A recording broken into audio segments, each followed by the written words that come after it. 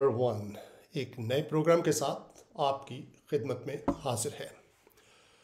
Saudi अरब और Iran में लोग मुसलमान ख़ास तौर पर इस्लाम क्यों छोड़ रहे हैं। ये हमारा इस्लाम के ख़िलाफ़ हमारी कोई ये बात नहीं करेंगे। हम सिर्फ वजह बताएंगे कि क्या वजह है कि दुनिया के दो जो मज़हब के जो गढ़ हैं वहाँ पर लोग मज़हब छोड़ रहे हैं। What is the reason. और ये एक सोचने की बात है कि इतनी ज़्यादा मज़हब से दूरी इन्हीं दो मुल्कों में क्यों हो रही है। आप कह सकते हैं कि जी यूरोप और अमेरिका में भी लादीनी बढ़ गई है। आई अंडरस्टैंड दैट, लेकिन वो मजहबी मुल्क कभी भी नहीं अपने आप को समझते थे। परवेज साहब भी हमारे साथ मौजूद है। परवेज साहब, आपका शुक्रिया, अपने वक्त का हिस्सा हमें देते हैं।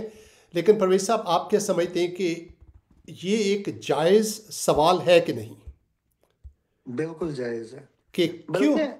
बल्कि मैंने ये नोट किया है जी कि सिर्फ छोड़ नहीं रहे, इस्लाम को छोड़ नहीं रहे, बल्कि छोड़ के मसीहत की तरफ उनका ज़्यादातर जो है रुझान होता है, क्योंकि वो अब समझने लग गए मेरे ख्याल से। जी। और परवेज साहब, even though I agree with you, लेकिन अगर हम थोड़ी देर के लिए ये निकाल भी दें कि चले मसीहत की तरफ नहीं होता, अगर वक्ती तौर पर, ठीक है, लेकिन फिर भी सवाल जो है वो बीच में रहता है कि भाई क्यों, है ना, वो छोड़ रहे हैं इस्लाम। जी, ये सवाल तो रहता है बीच में, है ना जी। और जैसे मैंने कहा कि ठीक है जी कि अमेरिका हो गया, कनाडा हो गया, यहाँ पर जो है मजहबी मुल्क नहीं है ये कहते हैं, लेकिन मजहबी इनकी बुनियाद मज़हब पर है, लेकिन ये मजहबी अपने आप को नहीं समझते, तो वहाँ मान लिया। जी। लेकिन इन मजहबी मुल्कों में क्या वजह है परवेज साहब? सऊदी अरब जो है वो गढ़ है। इस अब कुछ अरसा पहले, तकरीबन 10 साल पहले ले जाइए परवेज साहब, जो इस्लाम के जो सख्त तरीन जो है इतलाक जो है इस्लाम का, वो सऊदी अरब में था। और ईरान में भी पिछले 40-45 साल से ईरान में इतना सख्त इस्लामी निज़ाम कायम है कि हम उसका तसव्वुर नहीं कर सकते। दूसरे पाकिस्तान में एटलीस्ट, या अमेरिका और कनाडा में तो नहीं, पाकिस्तान में भी नहीं कर सकते जी। तो क्या वजह है? मैं एक शेर आपकी खिदमत में पढ़ना चाहता हूं। इस शेर में को गौर से सुनिएगा और इसमें परवेज साहब काफ़ी चीज़ें पता लगेंगी कि क्या वजह है, और उसके बाद हम बात करेंगे इसके बारे में भी कि क्या वजह है कि लोग जो है वो मज़हब को छोड़ रहे हैं, इस्लाम को ख़ास तौर पर छोड़ रहे हैं। और ये भी हकीकत है कि पूरी दुनिया में ही ऐसा हो रहा है, ये भी हकीकत है। लेकिन जैसा मैंने कहा कि दूसरे मुल्कों में तो मज़हब था नहीं, तो मान लिया। इन मुल्कों में जहाँ कट्टर मज़हब था वहाँ पर क्या वजह? एक शेर सुनिए। शब भर शहर के नाम पर एक मार का रहा। इसका मैं तर्जुमा भी आसान लफ्ज़ों में कर दूंगा। शब भर शहर के नाम पर एक मार का रहा, फूटी किरण तो कितने ही चेहरे उतर गए। शब भर शहर के नाम पर एक मार का रहा, फूटी किरण तो कितने ही चेहरे उतर गए। मैं यहीं पर इस शेर का खात्मा करूंगा। चले आगे पढ़ देता हूं। सूरज सरों पे आया तो आसेब हो गया, साया भी निकला पांव से तो लोग डर गए। जफर कुछ ऐसा आया है भौचाल इस दफा, मैं छत संभालता रहा दीवारों दर गिर गए। इसका मतलब है आसान लफ्जों में कि सारी रात सुबह होने के लिए जंग जारी रही। शब भर शहर के लिए एक मार का एक जंग जारी रही कि किसी तरह सुबह करवा ली जाए। और जैसे ही सुबह की किरण फूटी तो लोगों के चेहरे उतर गए। यानी कि वो चीज़ जिसके लिए आप जंग लड़ रहे थे सारी रात, जब वो चीज़ आपको हासिल हुई तो आपके चेहरे उतर गए, आपको बड़ी मायूसी हुई कि यार ये किस चीज़ के लिए हम लड़ रहे थे। प्रोफेसर समझ आ रही मेरी बात आपको? एक जी चीज़ जी के जी। लिए आप सारी उम्र जद्दोजहद करते हैं और जब वो चीज़ आपको हासिल होती है तो आप कहते हैं यार मैं इस चीज़ के लिए जद्दोजहद कर रहा था। ठीक है। और लिखा है कि सूरज सरों पे आया तो आज सेब हो गया, यानी कि जब दिन जैसे जैसे चढ़ा, ऊपर चढ़ा, तो ऐसे लगा कि जैसे शहजाद शफाकत साहब, आप जो यूट्यूब का जो लिंक शेयर कर रहे हैं वो गलत लिंक है। हम पाकिस्तान क्रिश्चियन रेडियो हमारा यूट्यूब का चैनल नहीं है, बल्कि मुफ्ती नंबर 1 है। तो अगर आप मुफ्ती नंबर 1 के चैनल को अगर आप शेयर करें तो दैट विल बी बेटर। मैं आपको मुफ्ती नंबर 1 का चैनल जो है उसका लिंक भेजता हूँ, तो आप प्लीज़ उस को आप शेयर कीजिए बराए मेहरबानी। आपका शुक्रिया कि आप जो है वो बड़ी फ़िक्र के साथ करते हैं, हमारे इस को शेयर करते हैं। So let me share. तो आप ज़रूर मुफ्ती नंबर 1, मैं हमेशा भूल जाता हूँ, मुफ्ती नंबर 1 चैनल पे जाइए यूट्यूब के, और वहाँ पर आप जो है उस चैनल को सब्सक्राइब कीजिए और शेयर कीजिए ताकि दूसरे लोगों को भी पता चले। मैंने कमेंट्स में मुफ्ती नंबर 1 का चैनल जो है वो शेयर किया है। इस चैनल पे आप जाइए और इसको लाइक कीजिए और प्लीज़ इसको सब्सक्राइब कीजिए और दूसरे लोगों के साथ इसको शेयर कीजिए। तो परवेज साहब, ये एक बड़ा अहम सवाल, इसका मतलब है कि एक चीज़ जिसके लिए आप देखिए, एक और मैं वाक़या सुनाऊं परवेज साहब आपको। एक शख्स को एक लड़की पसंद आ गई, और से सुनिए, बड़ी मज़े की बात है परवेज साहब। वो एक महफिल में गया तो ये लड़की जो है ये गीत गा रही थी, बड़ी खूबसूरत, इतनी खूबसूरत आवाज़ उसकी, ये उस पर आशिक हो गया, फिदा हो, कहता मैंने शादी करनी है तो इसी से करनी है। लोगों ने बड़ा मना किया कि यार नहीं करो, है ना, कोई और लड़की देख लो। कहता नहीं मैंने शादी करनी। एक तो उसकी आवाज़ इतनी खूबसूरत है, उसके बाद उसकी आंखें, उसके बाल, उसका चेहरा, ऐसी खूबसूरत लड़की, इतनी खूबसूरत आवाज़, उसी से शादी करनी। शादी कर ली उसने। जब पहली बार शादी की रात को उससे मुलाकात हुई तो जैसे ही कमरे में दाखिल होता है, बड़े खूबसूरत जोड़ा पहना होता है उसने। अब इसके दिमाग में खूबसूरत आंखें, खूबसूरत होंठ, खूबसूरत बाल, खूबसूरत चेहरा और खूबसूरत आवाज़। तो ये, थैंक यू। तो ये जिंजर और ओके, थैंक यू। से माय वाइफ चाय लेकर आए। परवेज साहब, अदरक की चाय मैंने उससे कहा था ज़रा बना दे। क्या बात तो है। तो तो शादी की जब रात को उसके पास गया तो बड़े जज्बात इसके, बड़े खुश था ये कि इतनी खूबसूरत लड़की जिससे वो मुझे मिल गई है। जैसे कि आप खूबसूरत जोड़े में वो बैठी हुई है, अंदर जाता है तो वो क्या करती है, अपना पहले अपने वो जो ज्वेलरी होती है वो उतारती है। ठीक है, जैसे ज्वेलरी उतारती है तो अपना दुपट्टा सर से उतारती है, फिर अपना मेकअप उतारती है। जब मेकअप उतारती है तो उसको लगता है कि ये तो वो चीज़ नहीं है जो मुझे शायद नज़र आ रही थी। ठीक है, तो अंदर से जो चेहरे के जो थोड़े दाग हैं या झुर्रियाँ हैं वो नज़र आनी शुरू हो जाती है। कहते चलो ठीक है, ये सच स्किन ऐसी है, आंखें भी कितनी खूबसूरत हैं, बाल कितने खूबसूरत हैं। थोड़ी देर में वो अपनी आंखों के ऊपर जो नकली पलकें लगाई होती थी वो भी उतार देती है, आंखों के जो भवों के ऊपर बाल होते हैं नकली वो भी उतार देती है। तो इसको थोड़ी फिक्र होने लगती है, कहते कि यार लगता है कुछ गड़बड़ हो गई। उसके बाद अपनी खूबसूरत आंखें, जो नीले रंग की आंखें उसने बनाई होती हैं, वो लेंस भी उतार देती है आंख से।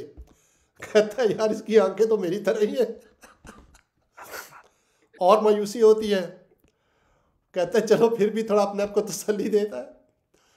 फिर वो इतने खूबसूरत बाल होते हैं, उसने विग लगाई होती है, वो लड़की विग भी उतार लेती है, तो अंदर से उसके बाल जो है बड़े अजीब किस्म के होते हैं।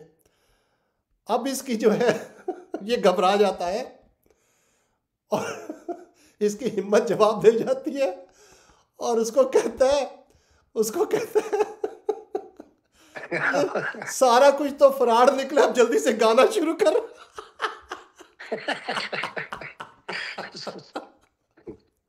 कहता है जल्दी जल्दी गाना शुरू कर कि शायद गाने से मुझे तसल्ली हो जाए।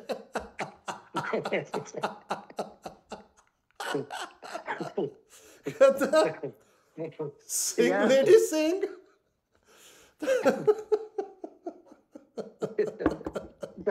शायद आवाज से कोई फर्क पड़ जाए। शायद आवाज से मेरा दिल बहल जाए।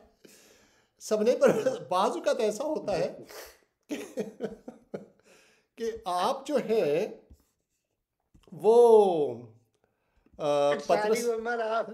सारी उम्र आप उसको कुछ समझते थे कि बहुत आला है, और बीच में से वो बाद में जी वो क्या कहते हैं, खोदा बाहर तो निकला चूहा। मेरा कहने मैं देखिए मेरी बात सुनिए परवेज साहब, देखिए मुझे जाती तौर पर मसीहियत में दिलचस्पी नहीं है। मैं पूरी मेरी बात सुनिएगा, क्रिश्चियनिटी में मुझे कोई दिलचस्पी नहीं है जी। हिंदुइज्म मेरी बला से, इस्लाम जो है it does not matter to me, Sikhism it does not matter. यकीन कीजिए, आप बुद्धिज्म है, इस्लाम है, क्रिश्चियनिटी है, आई डोंट केयर।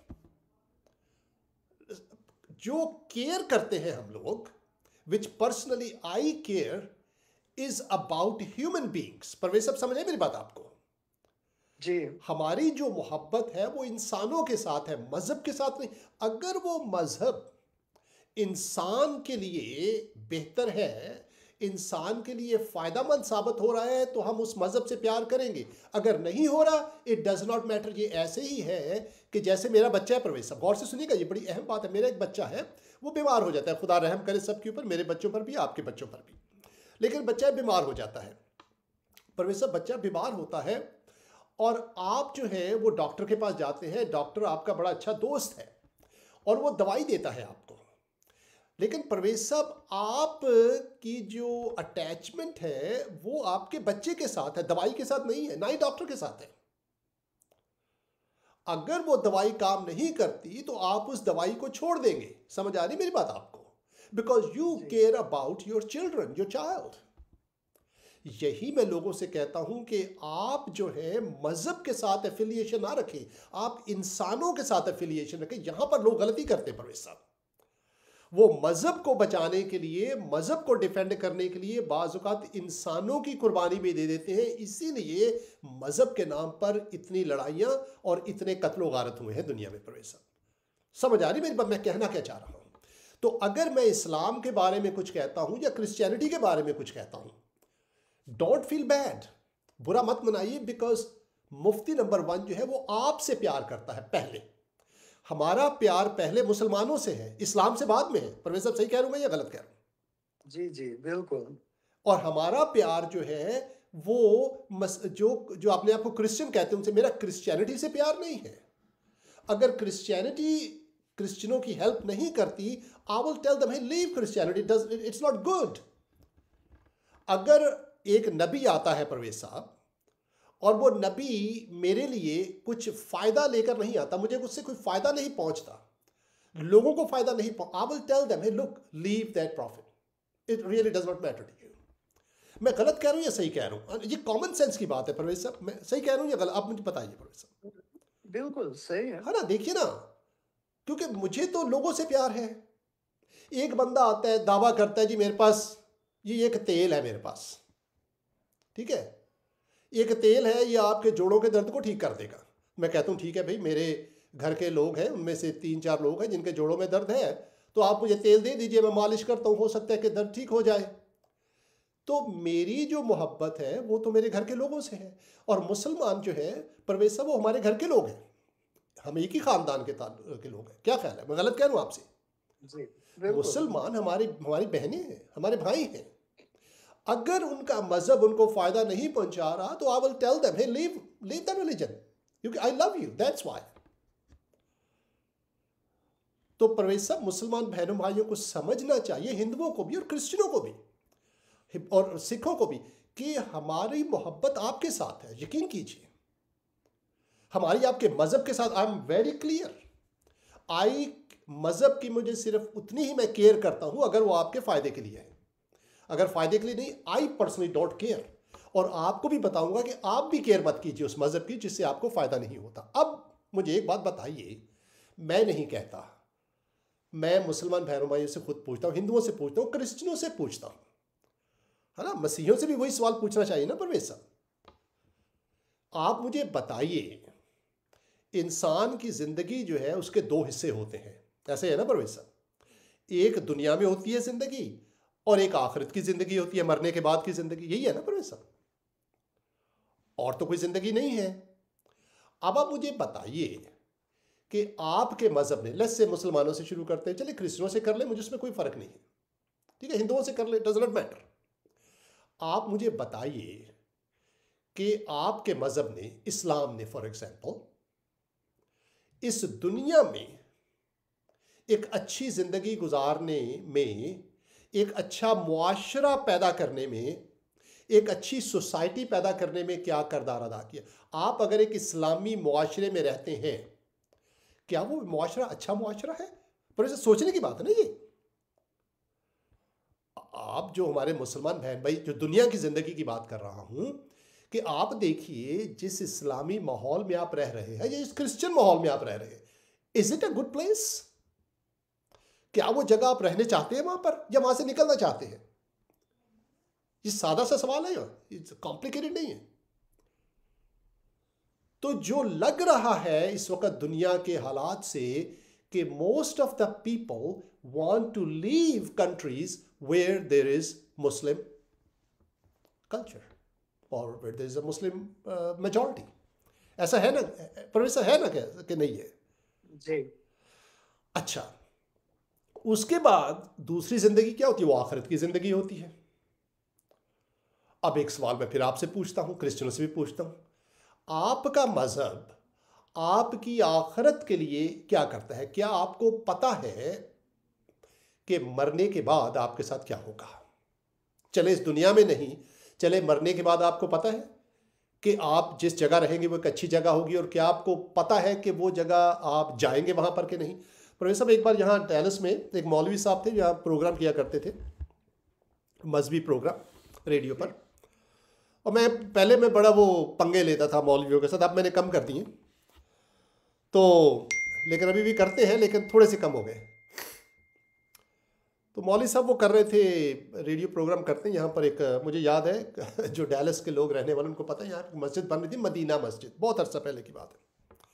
तो नए नए मौलवी आए थे 9/11 से पहले की बात, तो बड़ा जज्बा था इनमें, फ़र्क किस्म का जज्बा था। अभी तो और बहुत सी बातें जो आपको किसी वक्त आने वाले वक्तों में बताएंगे। तो ये मौलवी साहब रेडियो पर यहाँ प्रोग्राम कर रहे हैं, कहते हैं जी कि अब मदीना मस्जिद बन रही है डैलस में, तो इसके लिए आप जो है वो चंदा जमा कर रहे हैं, तो अगर आप एक ईंट खरीदेंगे तो $1000 की होगी ईंट। तो आप अगर एक ईंट खरीदेंगे और अल्लाह के घर बनाने में अपना किरदार अदा करेंगे तो अल्लाह जन्नत में आपका घर बनाएगा, ठीक है। और बड़ी वो एडवर्टाइजमेंट कर रहे हैं परवेज साहब, आपको पता ही है रेडियो स्टेशन जो जहाँ डैलस में होता था जी। तो मेरे दिल में ख्याल आया, मैंने बोला यार मौलवी साहब थोड़ा पंगा लेते हैं। मैंने मौलवी साहब को कॉल कर दी,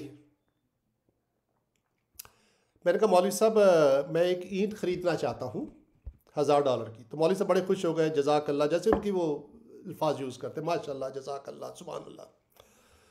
तो मैंने कहा मौलवी साहब लेकिन मैं कंफर्म करना चाहता हूँ कि वाकया ही अगर मैं ईंट खरीद के अल्लाह का घर बनाऊंगा तो अल्लाह मुझे जन्नत में मेरा घर बनाएगा, है ना। कंफर्म करना चाहता हूँ मैं, $1000 लग जाए मेरे जन्नत में घर के चक्कर में और पता लगे मेरा घर ही नहीं बना वहाँ पर, है ना। तो मैंने कहा कंफर्म करेंगे कि मेरा जन्नत में घर बनेगा कि नहीं बनेगा? कहते हैं कि बिल्कुल आपका जन्नत में घर बनेगा, बड़े हवाले रेफरेंस दिए उन्होंने, अल्लाह जन्नत में घर बनाएगा आपका। मैंने कहा मौलवी साहब एक और काम भी आप मुझे बताइए, आप जन्नत में घर के तो बड़े दावे कर रहे हैं, घर बन गया, क्योंकि I'm honest, मेरा मसला पंगा लेने का था सिर्फ मौलवी साहब से। मैंने कहा लेकिन मौलवी साहब आप जन्नत में जाने का भी कोई बंदोबस्त करते हैं, सिर्फ घर ही बनवाते हैं? परवेज साहब, ऐसा ना हो कि जन्नत में घर मेरा बन जाए और चला कोई और जाए, फिर बात पता लगा मौलवी साहब रह रहे मेरे घर, है ना? पता चला मौलवी साहब खुद रह रहे हैं, पता लगा मौलवी साहब खुद रह रहे हैं वहां पर। तो मैंने कहा मौलवी साहब कि आप जो है मुझे बताएं आप कि आप जन्नत में जाने का भी कोई बंदोबस्त करते हैं कि नहीं। तो फिर वो शुरू हो गए कि नेक अमाल करें, आप ऐसा करें ऐसा। लेकिन मैंने कहा मौलवी साहब वो तो मैंने किए नहीं, ना मैं करता हूँ। ठीक है, तो आप खामखा लोगों से $1000 लेकर उनसे वादे कर रहे हैं जन्नत में घर बनाने की, और आप उनको पहले ये नहीं गारंटी देते कि वो जन्नत में जाएगा भी कि नहीं जाएगा। ठीक है, ऐसे ही है कि जी अमेरिका में आपके लिए घर आप मुझे $1,00,000 दीजिए, अमेरिका में आपका घर खरीद देंगे, और बाद में पता लगा वीज़ा लगा ही नहीं। तो कौन बेवकूफ़ ऐसा करेगा? बोलेगा यार वीज़ा तो लगा नहीं, पहले वीज़ा लगाओ भाई, उसके बाद तुम आप घर की बात करते हैं। तो मेरा मतलब कहने का ये है कि ना ही मज़हब में, इस्लाम में, किसी और मज़हब की बात कर लीजिए आपको नहीं, और बुरा मत प्लीज़ बुरा मत मनाइएगा, मैं आपकी बेहतरी के लिए बात करूं, बिकॉज वी लव मुस्लिम्स। हमारी मोहब्बत आपके साथ है, इस्लाम के साथ। मेरी मोहब्बत इस्लाम के साथ नहीं है, ना ही मेरी मोहब्बत मसीहियत के साथ है। अगर क्रिश्चियनिटी क्रिश्चियनों के लिए बेहतर नहीं है, मैं बोलूँगा इसको छोड़ दो, जस्ट लीव इट। अच्छा, तो अगर आपको ये नहीं पता कि मरने के बाद आप कहाँ जाएंगे, तो फिर इस दुनिया में भी आप देख रहे हैं कि कोई ऐसा मुआशरा नहीं है जहाँ मुसलमान मेजॉरिटी में है और आप रहना चाहते हैं वहाँ पर। ठीक है, आप कह सकते हैं दुबई में, अंडरस्टैंड, लेकिन दुबई एक वेरी स्पेशल केस है, वहाँ पर इस्लाम नहीं है। दुबई में इस्लाम नहीं है, ईरान में इस्लाम है और सऊदी अरब में इस्लाम है, और ईरान से लोग भागना चाहते हैं। तो इस दुनिया में भी हम देख रहे हैं कि कोई ऐसा मुआशरा नहीं है जहां पर मुसलमान मुआशरा, जहां पर लोग जाकर रहना चाहे, और मरने के बाद भी हमें पता नहीं कि क्या होगा। तो परवेज साहब आप मुझे बताइए, why then why our Muslim friends are still Muslim? मैं समझता हूं कि सऊदी अरब में और ईरान में लोगों को ये पता चल गया है, दे नो इट। परवेज साहब, ये मेरी जो है वो रीज़न है, ये मेरा आर्ग्यूमेंट है। अब आप मुझे बताइए, उनको पता लग गया है, ईरान के लोगों को ख़ास तौर पर, कि खुमैनी ने इतने वादे किए हमसे। हमने बोला शाह ईरान के ज़माने में हम पर जुल्म हो रहे थे, तो खुमैनी ने इस्लाम के नाम पर हमसे इतने वादे किए, इतने दावे किए कि हमने कहा कि अब ईरान में तो रहकर अब ये जन्नत बनने वाली है। लेकिन अब 40-45 साल के बाद पता लगा कि जन्नत तो बनी नहीं यार, झूठ बोला गया था हमसे। समझ आ रही मेरी बात आपको? और हमें उसी वक्त पता था कि झूठ है, आई न्यू इट। लेकिन कुछ लोगों को 40-45 साल तक इंतजार करना पड़ता है, फिर उनको पता लगता है। और हो सकता है आपको मरने के बाद पता लगे, यार ये क्या काम हम कर रहे थे, अभी तो मरने के बाद भी पता नहीं चला, मैं जन्नत में तो पहुंचा नहीं। It will be too late at that time. तो सोचिए जरूर, क्या आपका मजहब, हाँ वो इस्लाम है या क्रिश्चियनिटी है या हिंदुइज्म है, आपको जन्नत में मरने के बाद एक, अगर इस जगह भी अच्छी जगह पर है या नहीं है, और क्या मरने के बाद ही कम से कम अच्छी जगह पर लेके जाएगा कि नहीं जाएगा? Think about it. मेरा मतलब है ये सोचना लाजमी है, ये जरूरी है। और अगर नहीं तो अभी मौका है कि यू लीव इट।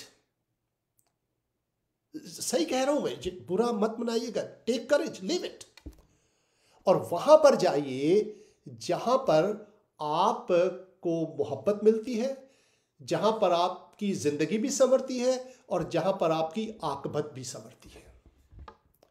इसीलिए लाखों की तादाद में हमारे मुसलमान बहन भाई, जिनसे मैं प्यार करता हूं, वो आई लव, वो मुसलमान मुल्कों को छोड़कर मसीही मुल्कों की तरफ जा। परवेज साहब, एक मेरे जहन में पिछले दिनों ख्याल आया, उसके ऊपर हम बात करेंगे आने वाले दिनों में। इंडिया जो है, I respect Indians, I love India, हमारा नेबर है। पाकिस्तान से हमारी मोहब्बत पहली है, पाकिस्तान से हमारी मोहब्बत पहली है, पहले नंबर पर। लेकिन क्योंकि हिंदुस्तान, ईरान हो गया, अफगानिस्तान हो गया, हमारे पड़ोसी हैं, ठीक है, तो उनसे हमारी मोहब्बत लाजमी है। लेकिन परवेज साहब, मैं सोच रहा था कि हिंदुस्तान जो है वो चांद पर पहुंच गया, ठीक है, मरीख पर भी पहुंच गया, लेकिन एक चीज, हिंदुस्तान को तो छोड़ो सनसन भाई, बांग्लादेश को देखो वो कहाँ पहुंच गया। हाँ जी, लेकिन परवेज साहब, मैं एक चीज जो है जी, जी जी जी बोले बोले। मैं जो नुक्ता बनाना चाह रहा था वो ये है परवेज साहब जी, कि देखिए, हिंदुस्तान जो है वो इतनी बड़ी कामयाबी हासिल की उसने, है ना, दुनिया के जो टॉप के जो मुल्क हैं उनमें शामिल हो गया ये, ठीक है, चांद पर, ये बहुत बड़ी बात है जी। लेकिन एक चीज मेरे जहन में आई परवेज साहब, एक बात मेरे जहन में आई है डे, हिंदुस्तान इसके बावजूद कि वो चांद पर पहुंच गया और मरीख पर पहुंच गया है, लेकिन परवेज साहब, हिंदुस्तान के थानों में, हिंदुस्तान के पुलिस वालों में और पाकिस्तान के पुलिस वालों में, पाकिस्तान के थानों में कोई फर्क नहीं है। हिंदुस्तान की अदालतों में और पाकिस्तान की अदालतों में कोई फर्क नहीं है, ना ही बांग्लादेश की अदालतों में कोई फर्क है। परवेज साहब, ये सोचने की बात है, ये क्या वजह है कि इतनी साइंसी तरक्की करने के बाद भी हम आवाम को इंसाफ नहीं पहुंचा सके, हम पुलिस में इंसाफ और जस्टिस को कायम नहीं कर सके। वाई? जब यूरोप चांद पर गया था ना, या अमेरिका चांद पर गया था, यूरोप जब खला में गया था, उससे पहले उन्होंने ऐसे मुआशरे तश्कील दिए थे जहां पर इंसाफ था, जहां पर गरीब की दाद रसी होती थी। ये बड़ी सोचने की बात है, आइंदा आने वाले दिनों में एक बात करेंगे हम, क्या वजह है कि यूरोप में पुलिस वाला जो है परवेज साहब वो बड़ी दयानतदारी के साथ काम करता है, हिंदुस्तान और पाकिस्तान में नहीं करता। वाई? ये परवेज साहब मैं गलत कह रहा हूं? सोचने की बात है ना ये। नहीं है, बिल्कुल है। परवेज साहब, जब मैं नया नया आया, पहली बार मुझे याद है, मैं मैकडॉनल्ड गया, दूसरा दिन था मेरा भी, मैं मैकडॉनल्ड गया और मैं दरवाज़ा खोल रहा था मैकडॉनल्ड का। परवेज साहब, आपको पता मैकडॉनल्ड के जब नए नए आते तो चीज़ें अच्छी लगती है, हैमबर्गर भी अच्छा लगता है ना परवेज साहब जी।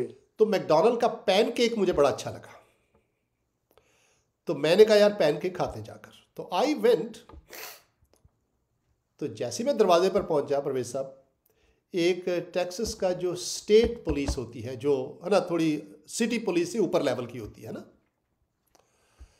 तो जैसे समझिए FBI है पाकिस्तान में, है ना, तो FBI नहीं, एफ पाकिस्तान में क्या बोलते हैं परवेज साहब? CIA जो है वो मतलब पूरे बड़े लेवल जो है ना, ऊंचे लेवल की जो FIA।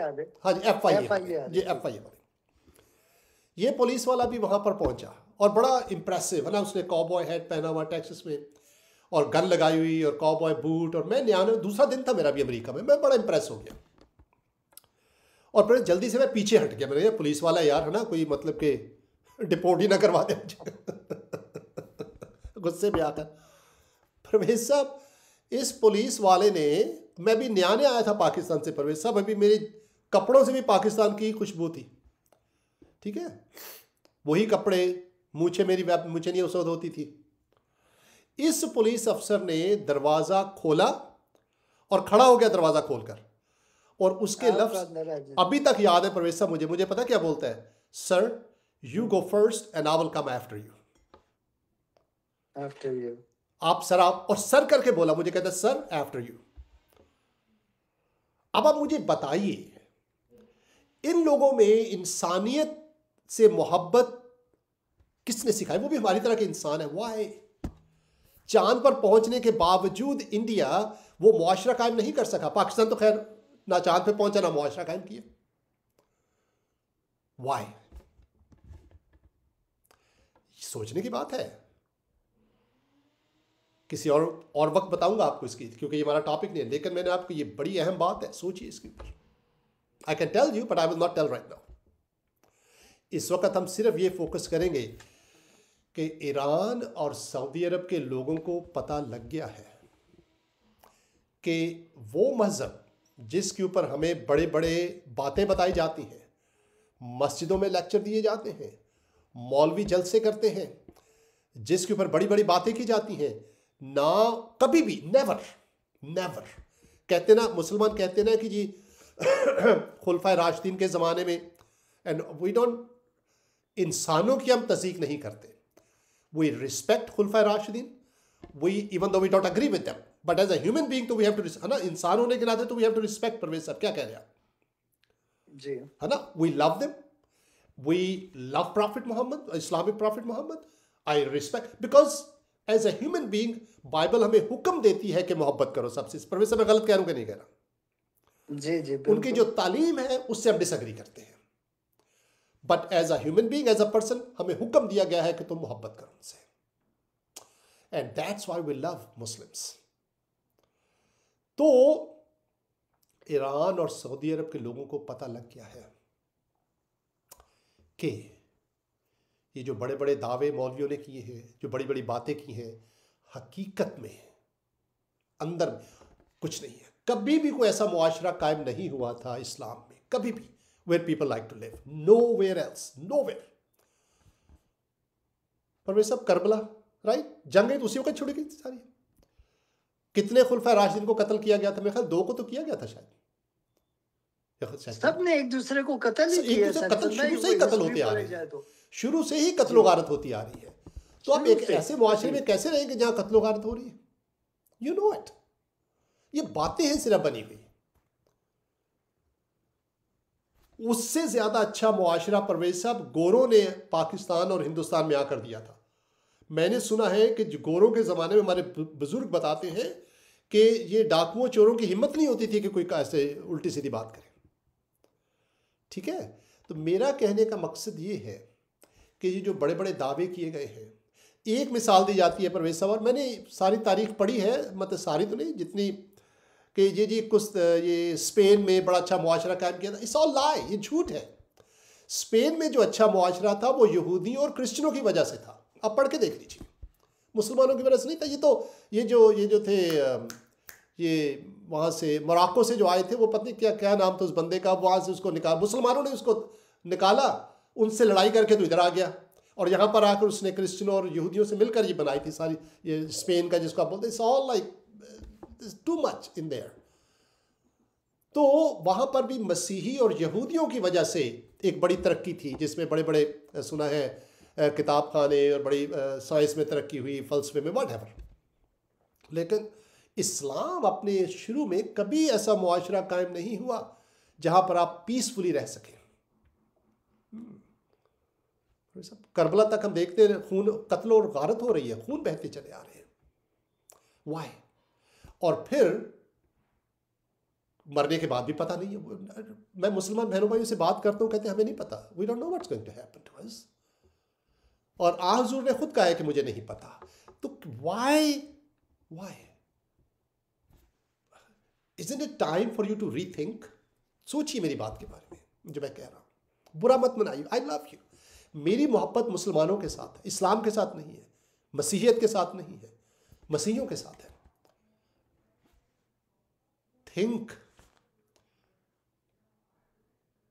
प्रोफेसर, मैं अपना यहाँ पर जो है वो थीसिस खत्म करता हूँ, आप कुछ इनपुट दीजिए ताकि मैं चाय पी लूँ उतनी देर तक। टेंशन भाई, बात ये है जी, कि हमें वाकई सोचना पड़ेगा कि जो हमें दिखाया गया है जी, उसमें क्या हमारा फायदा है जी, या किसी दूसरे का कोई फायदा है उसमें। यहाँ पर जो हमें सिखाया गया है इसमें ना हमारा फायदा है, जी, ना ही किसी और का फायदा है। सही। तो आपने कहा कि जो मुसलमान लोग जो भाई हैं वो गैर मुस्लिम ममालिक में जब जाते हैं वहाँ खुश रहते हैं, वहाँ खुश इसलिए रहते हैं क्योंकि उन लोगों ने सिस्टम्स ऐसे बनाए हुए हैं ताकि हर आदमी खुशी से मिलजुल के रह सके। जी, अब यहाँ अमेरिका में देखें, हम तो यहाँ के नहीं है ना, लेकिन हमें कितनी इज्जत दी जाती है यहाँ, कोर्स। हमें प्रोटेक्शन दी जाती है, हमें मौका दिया जाता है, हमें इंश्योरेंस दी जाती है, हमें कारोबार के लिए लाइसेंस दिए जाते हैं। कोई किसी किस्म का पासपोर्ट लेने जाओ, पासपोर्ट दे देते हैं अगर आप सही हो, और कोई कंडीशन नहीं है। पाकिस्तान के अंदर देखें, हम आपस में भी पाकिस्तान में मिल के नहीं रह सकते। अब पाकिस्तान का जो किताब है, पासपोर्ट है, उसके ऊपर लिखा हुआ है कि मैं शहादत देता हूँ, एक शहादत लिखी हुई है, फिर उसमें लिखा है कि मैं वहाबी, मैं क्या नाम है वो, मिर्जाई नहीं हूँ, और इस तरह की। क्या फायदा है इस चीज का लिखने का? एग्जैक्टली। मेरा कहने का यानी मतलब कि इससे तो दूसरी सिर्फ पैदा अभी होगी। तक दूसरों के खिलाफ ही बातें होती रहती है प्रोफेसर। खिलाफ। तो यहाँ पर उस किताब को जब हम खोलते हैं और ये पढ़ते हैं, जब हमारे ये, मैं एक दिन मैंने पाकिस्तान जब नया नया आया था, तो पाकिस्तान गया था, तो वापसी में वो इमिग्रेशन ऑफिसर ने मुझसे पूछा ये क्या लिखा हुआ है आपके पासपोर्ट पे। तो मैंने उसको पढ़ के सुनाया कि ये क्या लिखा है, तो मेरी तरफ देख के वो हंसा। तो ये हंसाने के लिए लोगों को लिखा हुआ है ये। एग्जैक्टली। कहने का मकसद ये है, कहने का मकसद ये है कि अब लोग इंटरनेट की वजह से, अब लोग जो हैं वो थोड़ा समझने लग गए हैं। इसलिए ईरान में इतने ज्यादा मुसलमान जो हैं वो इस्लाम को छोड़ के वो मसीह को उन्होंने अपना निजात दहिंदा माना है। क्यों कि पूरी दुनिया मसीह को अपना निजात दहिंदा मानती है। आधे से यानी कि 3/4 ऑफ द वर्ल्ड जो है वो मसीह को अपना निजात दहिंदा मानते हैं, इंक्लूडिंग मुसलमान। लेकिन हमारे जो उल्मा हैं हमें उस तरफ जाने नहीं देते। तो कहने का मकसद ये है कि आज सोचने का दिन है। सही। आज दिन है कि हम सोचें कि ये वाकई वो उस दवाई का क्या फायदा सही। जिसका कोई असर ही ना हो। सही। वो दवाई कब तक आप खाते रहेंगे जिसमें आपको शिफाई ना मिले। सही। एग्जैक्टली। अच्छा, मैं अगर आप इजाजत दें, थोड़ा सा मैं बताना चाहता हूँ अपने लिसनर्स को कि जब मैंने कुरान पढ़ा तो कुरान में मैंने एक ऐसी आयत पढ़ी जिसमें मैं खुद परेशान हो गया सैमसन भाई। उसमें लिखा है, हमारे नबी जो वो कहते हैं कि मुझे खुद नहीं पता कि मेरे साथ मरने के बाद क्या होगा। तो जब उन्हीं को नहीं पता जिनको हम अपना नबी मानते हैं, जिनको हम अपना उस्ताद मानते हैं, जिनको हम इतनी इज्जत देते हैं, वो अगर उन्हीं को नहीं पता कि उनके साथ क्या होगा तो फिर हमारा क्या होगा। सही। तो सोचने की बात है ये। और लेकिन अब शुक्र है खुदा का, कुछ आप लोगों का प्रोग्राम है, कुछ हमारे वो बशारत मुगल भाई हैं, पर कुछ आइडम सीकर्स भाई हैं, कुछ क्रिश्चियन प्रिंस हैं। ये इन लोगों ने ये प्रोग्राम्स वगैरह कर करके दुनिया में अब थोड़े लोगों की आंखें खोली हैं। और मैं भी ये चाहता हूँ कि खुदा करे कि हम इस चीज़ को रियलाइज करें कि यार हम कब तक 1500 साल में रहेंगे। सही। हमें आगे आना है। ये अभी 2000 साल हो गए, 2024 साल होने वाले हैं, लेकिन हम अभी भी वही पहली सेंचुरी में, छठी सेंचुरी में ही रह रहे हैं इस्लाम की जो तारीख है।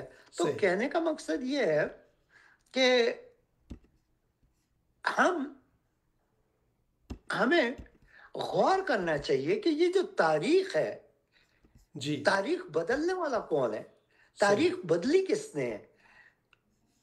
तो जब जब जब हमको कुरान कहता है, जब खुद कुरान ये कहता है कि मसीह जो है वो रूह है खुदा है, सही। जब कुरान खुद कहता है तो हम क्या बहरे हैं? हमें ये आवाज नहीं आती कुरान की? कुरान खुद कहता है कि मसीह जो है वो रूह खुदा है, खुदा की रूह है वो। खुदा का कलमा है वो। सही। तो हम इधर उधर भटकते फिर रहे हैं। मुर्दों से हम जाके दुआएं मांगते हैं, उनसे उनकी चादरें चढ़ाते हैं। और मैं समझता हूँ कि ये हमें जो पट्टी पढ़ाई गई है, वो पट्टी अभी लोगों का जो लोगों की जो है वो आंख खुल रही है। लोग अभी सही इन बातों को समझने लग गए हैं। सही, बिल्कुल सही। तो आपके प्रोग्राम की वजह से तो मैं समझता हूँ कि बहुत सारे मुसलमान बहन भाई जो हैं हमारे प्रोग्राम को सुनते हैं, आपके एटलीस्ट प्रोग्राम सोचेंगे। को। आई वांट देम टू और थिंक एटलीस्ट, राइट प्रोफेसर? ये एब्सोल्युटली, ये तो सोचने की बात है। एक दवाई काम ही नहीं कर रही, आप उसको लेते रहो लेते रहो लेते रहो, एग्जैक्टली कब तक लोगे उस दवाई? एग्जैक्टली। प्रोफेसर मैं एक क्लिप चलाता ما हूँ। با اون سوء تفاهمات ये ईरानी चर्च है प्रोफेसर, कैलिफोर्निया में। अच्छा, और पहले कभी ऐसा देखने में नहीं आया था। ईरानी लोगों ने अमेरिका में चर्च बनाए हैं and they are like big churches. تفسیری ما هست که گهگاه کتاب رو میخونیم و جور دیگری تفسیر میکنیم. چه بسا بسیاری از مسیحیان رو که خودم میشناسم از نزدیک که صحبت میکنم و میبینم چنین روی کرده‌ای راجع به مسئله ایمان دارن، تبلیغش میکنن، به دیگران تعلیم میدن که میشه رگه هایی از عدم فهم درست چنین متونی در کتاب مقدس رو در گفته هاشون، در تعاملاتشون، در زندگیشون دید. در مشکلاتی که به وجود میاد ایمان بر اونها یه تعریفی داره که تعریف بیبلیکال و کتاب مقدسی نیست. خب همینجوری که الان خواندیم I خداوند just showed you. I mean there are so many churches in America, professor, ईरानियों के churches हैं, right? प्रोफेसर को आवाज आ रही मेरी? प्रोफेसर आपकी आवाज गड़बड़ हुई शायद, आपकी आवाज नहीं आ रही। हेलो सॉरी जी, हाँ अब आ रही। सॉरी। कोई बात अच्छा, मैं ये कह रहा था कि मेरा एक दोस्त है, वो भी ईरानी है। जी वो एक्चुअली वो था ये आपका हज़बुल्ला है, हज़बुल्ला तंजीम का वो एक बहुत करीबी साथी था हज़बुल्ला में। तो लेकिन इसने मसीह को जब पाया जी तो अब वो भी पूरी दुनिया में डॉक्टर डैनियल उसका अभी उसने अपना नाम डॉक्टर डैनियल रखा है। उसका नाम डॉक्टर डैनियल उसको कहते हैं। जी आप उसकी टेस्टिमोनी सुने, बहुत जबरदस्त। वो कहता था कि हम लोगों को किस तरह कत्ल किया करते थे, हम लोग किस तरह उसने खुमैनी को किस तरह पावर में लेके आया, खुमैनी ने फिर बाद में उनके साथ धोखा किया, वो सारी बातें बताता है। तो कहने का मकसद ये है कि ईरानी जो हैं अब बहुत ज़्यादा मुसलमान ईरानी जो हैं वो बहुत ज़्यादा अब सामने आ रहे हैं और बहुत सारे चर्च बन गए। हर जगह ईरानियों ने चर्च बनाए में, तो that is good news. Exactly ये अच्छा है कि हम और होना भी चाहिए ऐसे। यस मसीह ने कहा राह हक और जिंदगी मैं हूँ। जी अगर आपको रास्ता चाहिए तो मसीह में देखोगे। अगर आपका हक है मसीह और जिंदगी अगर आपको चाहिए अबदी जिंदगी, तो वो मसीह के अलावा और कोई आपको अबदी जिंदगी ऑफर नहीं कर सकता। एग्जैक्टली तो इसलिए ये जरूरी है कि हम खोलें अपनी आंखें, देखें कि वाकई क्या है, मसीहत में है क्या, मसीह के पीछे क्यों लोग पागल हैं कि उनको आप जला देते हो लेकिन वो फिर भी अपना फेथ नहीं तोड़ते। आप उनको जिंदा जलाते हो, आप उनकी गर्दनें काटते हो, फिर भी वो अपना फेथ नहीं छोड़ते। क्यों? कि मसीह की मोहब्बत लिखा है कि कौन हमको मसीह से जुदा कर सकेगा? क्या पैसे या दुश्मनी या लड़ाइयाँ झगड़े, क्या चीज है जो हमको मसीह से जुदा कर सकेगी? कुछ भी नहीं। सही। और ये खूबसूरत गीत परवेज साहब फारसी जुबान में हम सुनाते हैं आपको, उसके बाद फिर प्रोग्राम को ख़त्म करेंगे। But I love this Farsi songs. क्या बात है। ये चर्च है यहाँ पर, फारसी ईरानी चर्च। اسیرم کرده نزد تو هم گویم ذات پاک خدا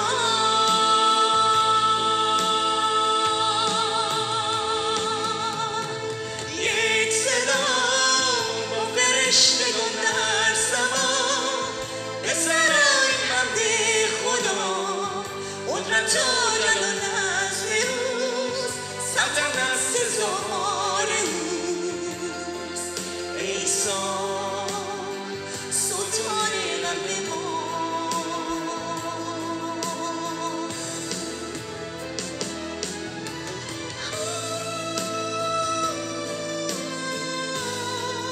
خدا با دلیری سربرارم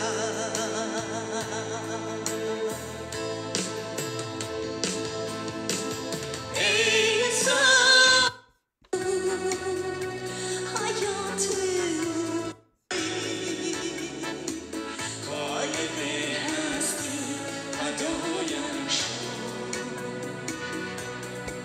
और सामने इसके साथ ही हम अपने प्रोग्राम को इख्तिताम पे पहुंचाते हैं। आपका शुक्रिया कि आपने हमारे प्रोग्राम को सुना। परवेज साहब, एक और प्रोग्राम करेंगे आइंदा आने वाले दिनों में कि हमने ये नोट किया कि सऊदी अरब और ईरान में लोग जो हैं वो मज़हब से दूर जा रहे हैं। हमने उसकी वजह आपको बताई। अगर आप इससे मुत्तफिक नहीं हैं हमें बताइए, वो love to talk to you. लेकिन परवेज साहब, एक और बात है। आपको पता है कि ईरान में मसीहत की तबलीग करने का मतलब है कि मौत की सज़ा आपको मिल सकती है। जी वाई पीपल, क्यों लोग ईरान में मसीहत की तबलीग कर रहे हैं इतनी जान अपनी ख़तरे में डालकर? पहली बात ये, यूरोप में और अमेरिका में मुसलमानों को किसी तरह की कोई रुकावट नहीं है मज़हब प्रीच करने में। कोई नहीं। क्या वजह है कि यहाँ पर लोग मुसलमान नहीं बन रहे? वाई? इक्का दुक्का है, जैसे शादी कर ली किसी से, लेकिन आप मस्जिदों में जाएं, you will never see local white people, very little bit, maybe चंद गिने चुने। मोस्टली अरबी होते हैं, अफ्रीका के होते हैं, या हिंदुस्तानी और पाकिस्तानी होते हैं। वैसे हमें अगर हमें क्रिश्चियनों को पाकिस्तान में, सऊदी अरब में, ईरान में 10% भी परमिशन दे दें, उसके बाद देखें क्या होता है। परवेज साहब, आज हमने सिर्फ बात की है की तरह फैल जाएगी। जी, आज हमने सिर्फ बात की है कि लोग क्यों इस्लाम छोड़ रहे हैं। हम ये दूसरे वक्त बात करेंगे कि मसीहियत की तरफ क्यों आ रहे हैं, वो एक सेपरेट टॉपिक रखेंगे हम लोग। लेकिन हमने सिर्फ आपको थोड़ा सा सोचने के लिए फॉर्डर दिया है, आपको सिर्फ थोड़ी सी ग़िज़ा दी है ताकि आप सोचें। यहाँ पर प्रोग्राम का इख्तिताम करते हैं। हमें कमेंट्स दीजिए, हमारे चैनल को सब्सक्राइब कीजिए, वीडियोस को शेयर कीजिए, यूट्यूब चैनल को ख़ास तौर पर जाकर। अगले हफ्ते आपसे मुलाकात होगी अगर खुदा की भी यही मर्जी हुई तो। आपका शुक्रिया परवेज साहब, आपका भी बहुत शुक्रिया। Thank you.